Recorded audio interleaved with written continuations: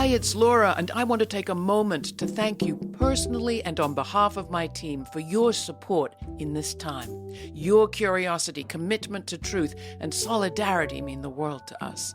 As we approach the end of the year, we need you more than ever. We are determined to mount a media resistance to marginalization, silencing, and political violence. We intend to continue to amplify the voices of changemakers and push bold ideas to the forefront. We'll do our part, but we can't do it alone. Our year-end fundraising drive kicks off on Giving Tuesday, December 3rd. Will you stand with us, join with us, and help us build the media resistance we need more than ever right now? Every contribution helps, and you all help keep this content free for everybody. Do your part. Visit lauraflanders.org/donate to contribute today. And thank you. Now on with this week's show. It's a vital necessity to have local media in communities that are traditionally not touched by mainstream media. Make sure that you use the social justice lens, that you are inclusive in the way you conduct your media. Reporting the facts doesn't have to be without passion, and that's something I see a lot in community journalism, is that we are able to practice good journalism while also having a heart for the community that we're covering. Hurricane Helene caused unprecedented damage across western North Carolina. The Office of State Budget and Management estimates a total of $53 billion in damages alone, and statewide recovery efforts are still underway. Amidst misinformation and no information, local media had to step up to inform desperate people fast. No local media outlet these days has all the resources it needs, and so today we are recognizing 2 local media projects in the region that, in spite of the odds, saved lives and expanded their relationship to the communities they serve. With me to do this today is co-host Amir Khafagy, immigrant labor reporter for Documented, based in Queens, New York. Hey, welcome back, Amir. Glad to have you. Laura, it's a pleasure to be here. Thank you. In North Carolina, many BIPOC-led local media outlets worked in collaboration with existing community networks as they found themselves on the front lines of relief efforts, redefining what service journalism is actually about. I'm happy to introduce our guest today. Brooklyn Brown, a reporter for Cherokee One Feather, the local newspaper of Eastern Band of Cherokee Indians based in Cherokee, North Carolina. Also with us is Magaly Urdiales, the co-founder of JMPRO Community Media, a grassroots nonprofit that shares essential news and information with immigrant communities by producing print, radio, and online journalism in Spanish, English, and Mayan Indigenous languages. Thank you both for joining us today. Let's start with getting, for our audience who are around the country, some sense of the communities that we're talking about. Can you help paint that picture? Brooklyn, let's start with you. Yes, so Western North Carolina is Appalachian communities. My news outlet in particular covers the Eastern Band of Cherokee Indians. We're the ancient indigenous civilization of Western North Carolina. And what about you, Magaly? So our community media channel cover all Western North Carolina counties, and we were located in one of the counties in the cities that was most impacted by the hurricane, which was Sonanoa. Brooklyn, I was hoping you can tell me more about the mission of Cherokee One Feather. I work for a community-based media outlet in New York called Documented New York, and we sometimes feel like we do more than just straight reporting, and it seems like your news organization does that as well. Yes, so the Cherokee One Feather, it is a community newspaper. It's community journalism. So our mission, our goal is to provide information to the Cherokee community, which is particularly the Qualla Boundary, which is the land trust in Cherokee, North Carolina, that our members of the Eastern Band live on, but can also be off boundary. We have members of the Eastern Band off boundary. And so what we do is we provide information that the community needs. That can be anything from food drives to hard-hitting investigative journalism. And what about JMPRO? Can you tell us more about that and why? How did it get its name, Magaly? It came from Justice Media Project. And we have a very strong foundation on community organizing, because we believe that combining those efforts of media skills and community organizing, we can really help to change things in our community. And especially with the hurricane, I think JMPRO Community Media has already been working in the community since the pandemic and have the structure to just have a group of community reporters that can work in rapid response mode, so we can go to the communities and start helping in any way we can, because the hurricane got us on guard.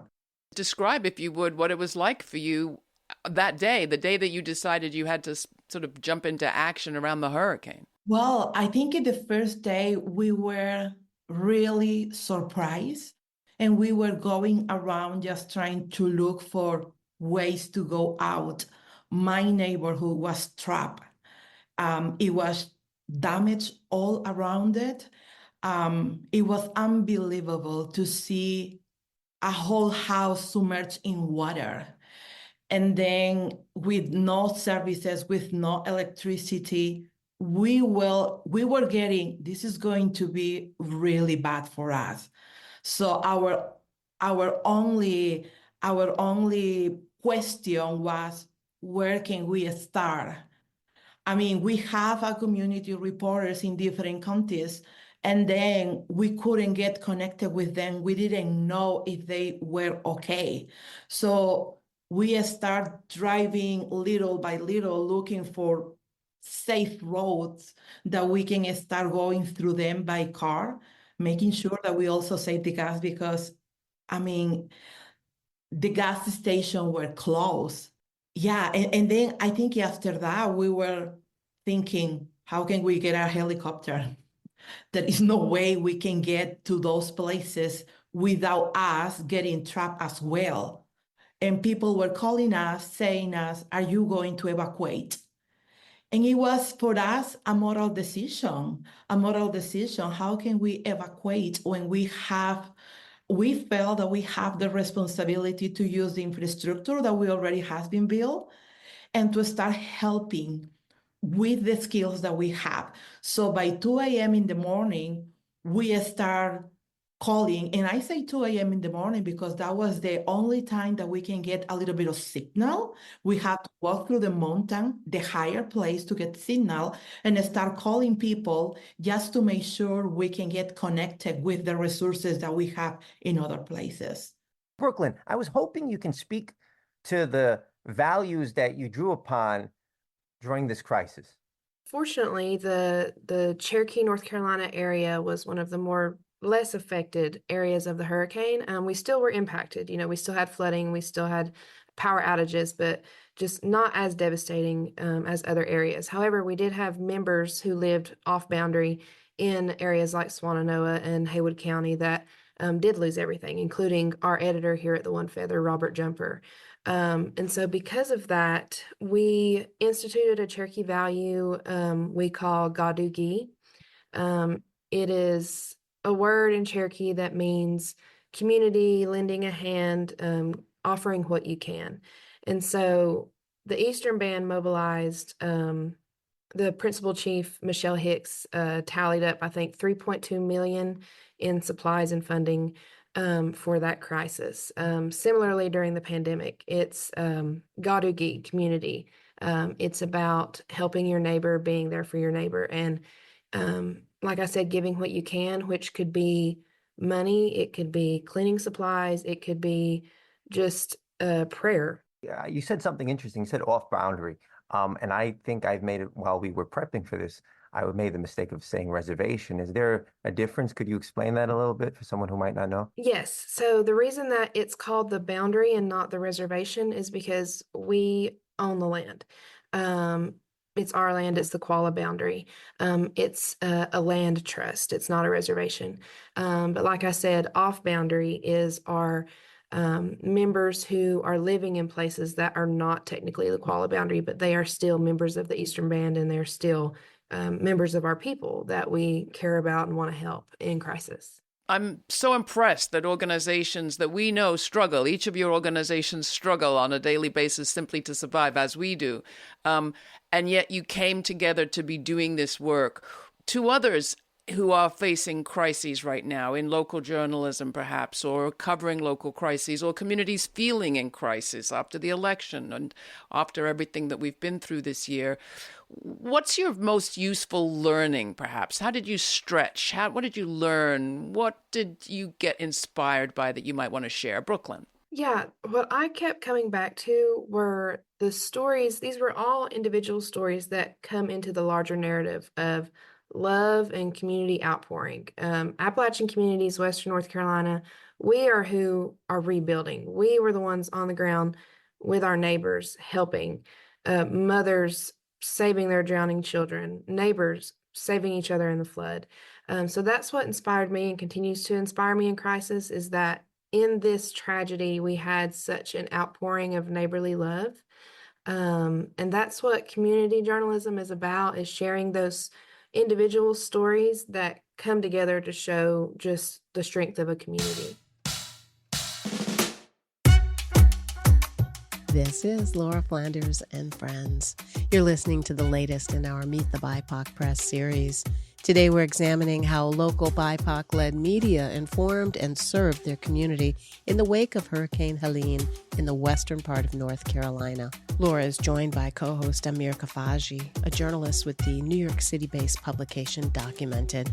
Their guests are Brooklyn Brown, a reporter for Cherokee One Feather, the local newspaper of the Eastern Band of Cherokee Indians, and Magaly Urdiales of the community media platform Justice in Media Project, a grassroots nonprofit that shares essential news and information with immigrant communities in Spanish, English, and Mayan Indigenous languages. Next, we hear critiques of the commercial media when it comes to reporting on disasters like Hurricane Helene and speaking with impacted community members. You can find all of our Meet the BIPOC Press episodes in our archives at lauraflanders.org. This show airs on community radio and public TV stations across the country and as a free podcast. You can also watch the show at our website. Again, that's lauraflanders.org. While you're there, take a moment to subscribe to our newsletter. Subscribers receive information on all of our web exclusives, including the free podcast of our full uncut conversation from today's show. The discussion continues, but first here's the Nova Lima remix of La Voz by El Hori, courtesy of the artist.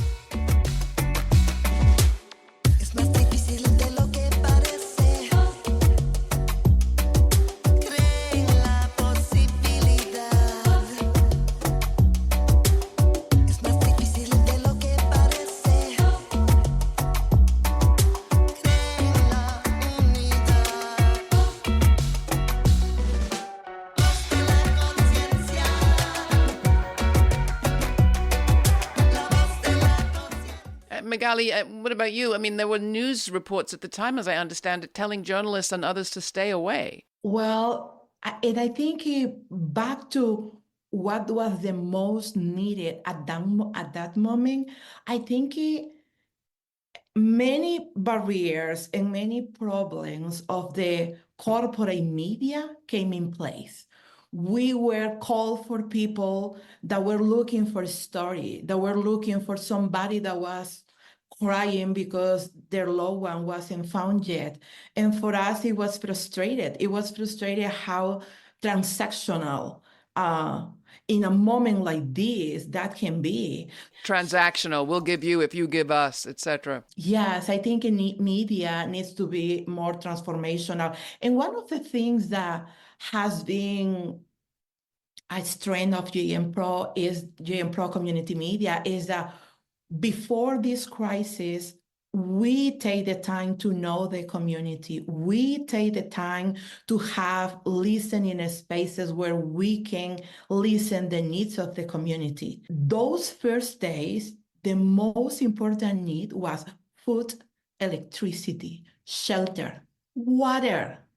So I think for us, it is important in this time of crisis to check ourselves, to check our boxes and evaluate what can we do to support, how can we be transformational, and how can we use the power of media to connect to a bigger resource. Because what we needed at that moment is that if you have connection with huge companies that has a helicopter, hey, make that connection and call and let them know that we need that. If you have that power of people in power that can bring water immediately, we need that right now. Brooklyn, I want to ask you a similar question. Do you have critiques of mainstream commercial for-profit media as they attempted to cover the story? Yes, I do have critiques of sort of the sensationalism that was coming with it. And like Magaly was saying, they were not trying to help or provide resource.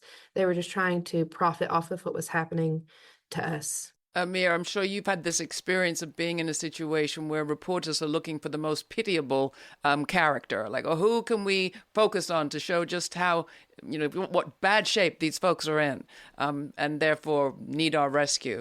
I'm sure you saw a lot of that, both of you, and I hate to bring it back to your minds. But what's your advice to journalists going forward? Perhaps some of them with all the right intentions coming to a place they don't know well, assigned to cover it, with the idea that bringing attention will bring support.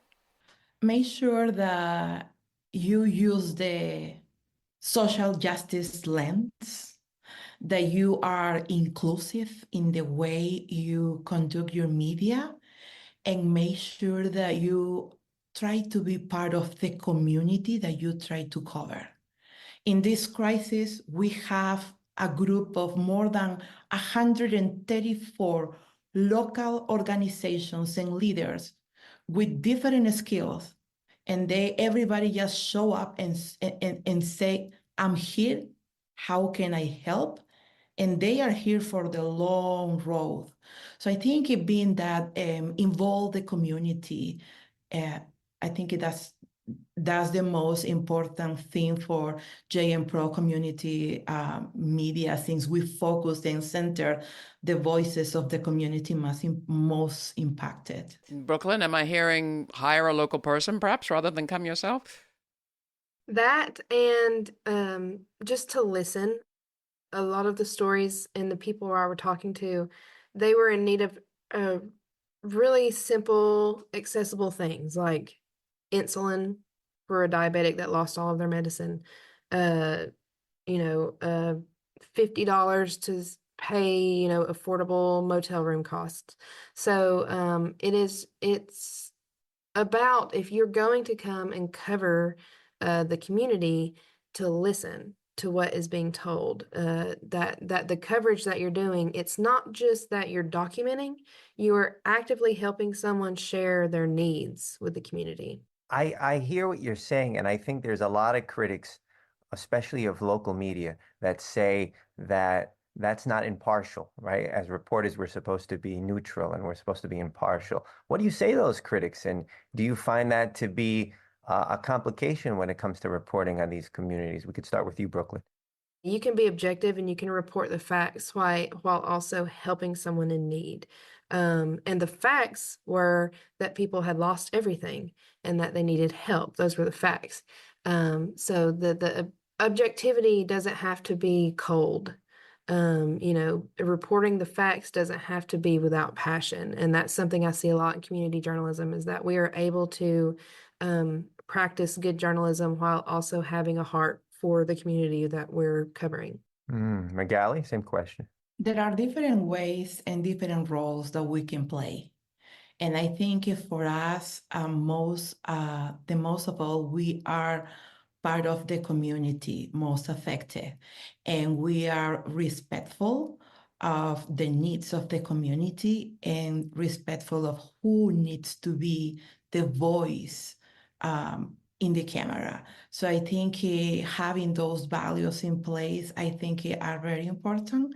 You are most of all human, treating with humans and covering humans' stories, that we need to be very careful about it, very empathetic and very respectful. It's been our observation that communities in crisis often, not at first, but eventually emerge stronger, with stronger relationships, stronger connections with one another, and real experiences of having collaborated that make future collaborations easier. You may not know quite what that looks like right this second. We're talking to you awfully soon after Hurricane Helene. But what do you think, Brooklyn? Are there stories from now that give you sense that you will emerge stronger? Absolutely. I think I was a history professor, so of Appalachian history. So I know the history of what has happened over centuries to Appalachian communities and that sort of historical pattern of something tragic happening to us and then us coming back stronger. So I know based in history that we are going to come back stronger, but I also think it's now politically in the political climate that we're in, such a strength that we get to show as Appalachian people. We get to break the stereotype that we are living off of the government and there's so many stereotypes about Appalachian people, and that now in this moment of tragedy and crisis that we're getting to show who we are, through our love, through our strength, through our togetherness, through our diversity. I love that today we have 2 women of color talking about the people of color in Appalachia that we're helping and on the ground. So dispelling and dismantling the ideas of Appalachian communities is, for me, what's happening immediately that shows me that we're going to build back stronger. And what about the media, Magaly? Do you feel like the media projects you've been part of and connect with have really gained in strength? I think so. And there are many stories that I can count. But do you know how Western North Carolina can be politically divided? In this crisis, what we saw was solidarity. What we saw is spaces where it doesn't matter your political position. You came together just to help each other, just to strategize together, and to create process where there was nothing, right? And I think that is a big lesson. We are now part of new efforts that are going to help not only in these timelines of restoration, but also efforts that will help to the needs and barriers that we have been having before this crisis. So yes, definitely. I think it's solidarity and the new processes created. And that was because we have the opportunity to work together. In my case, there was no way for us to go nowhere. We needed to get together. We needed even to cook together to survive. And those situations keep us alive, keep us moving forward through this crisis that was exhausted, because it is still happening. It is a long time for recovery. Listening to you two speak, it's eye-opening, and it really makes me feel optimistic about the state of local journalism and media, because I think we hear this idea that local media is in perpetual crisis and local media outlets are closing left and right. Magaly, I hope you can speak on how has this crisis allowed your news organization to grow and expand? One of the beautiful things that happened is that our cohort of community reporters start growing. We start having calls from people that was located in another county that these people says, hey, I can be here. I can report from here. I can be the point person. And that was something that happened in another county, something that I am not only grateful, but I am proud of. How people in the community, people that is shy, talking on a camera, can come with their cell phone and say, I can be here to report. Magaly, one thing we haven't talked about is digital equity, and I know that that's one of the aspects of your work. Can you just fill us in on that part of the work that you do? Yes, and I think it is related to whom do we want to give the voice of the platforms that we promote.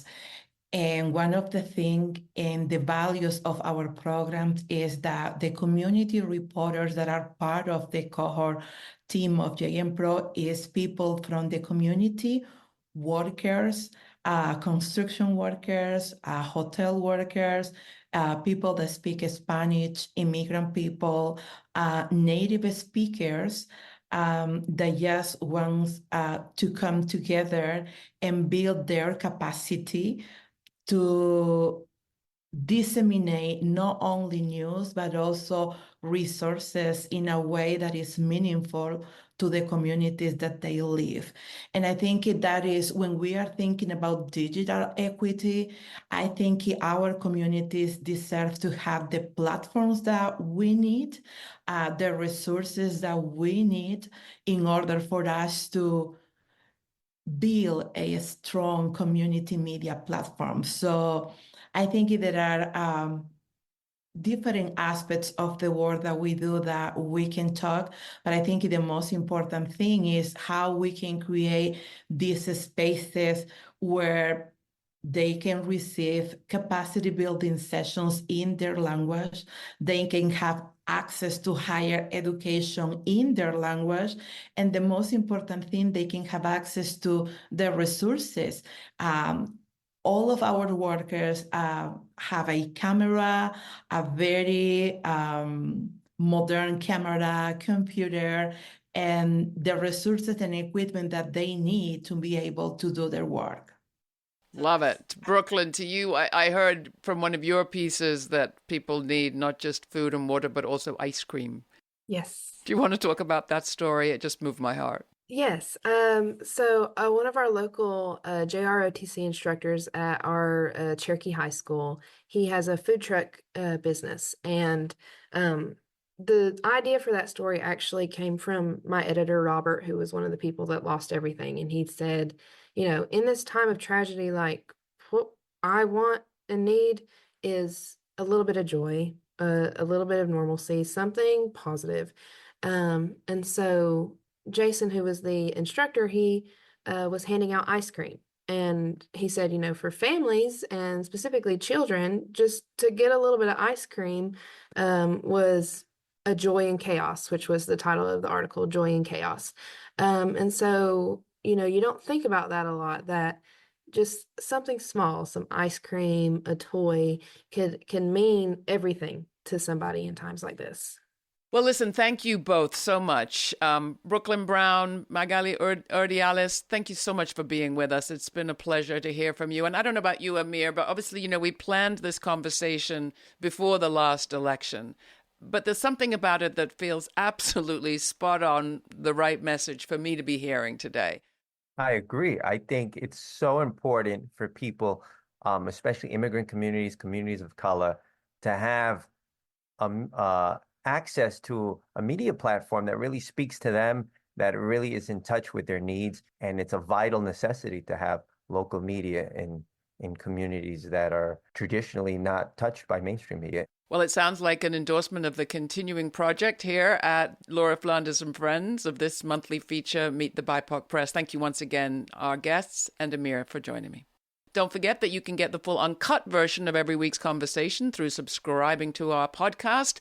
And as I've now started saying, stay kind, stay curious, and stay brave. Until the next time, for Laura Flanders and Friends, I'm Laura. For more information on this episode, check out our show notes posted for free at patreon.com/Laura Flanders and Friends. And we invite you to subscribe to our YouTube channel to watch the premiere of each week's show and chat in real time with Laura. The premiere now airs on Fridays at 5 p.m. Eastern. Thanks to our member supporters, this show remains free to millions on public TV, community radio, and as a podcast. Not a member yet? Make a one-time donation or make it monthly at lauraflanders.org. This show is produced by yours truly, Laura Flanders, along with Sabrina Artel, Jeremiah Cothran, Veronica Delgado, Erica Harley, Jeanette Hernandez, Jeannie Hopper, Sarah Miller, Nat Needham, David Neumann, and Rory O'Connor. Thanks for joining us.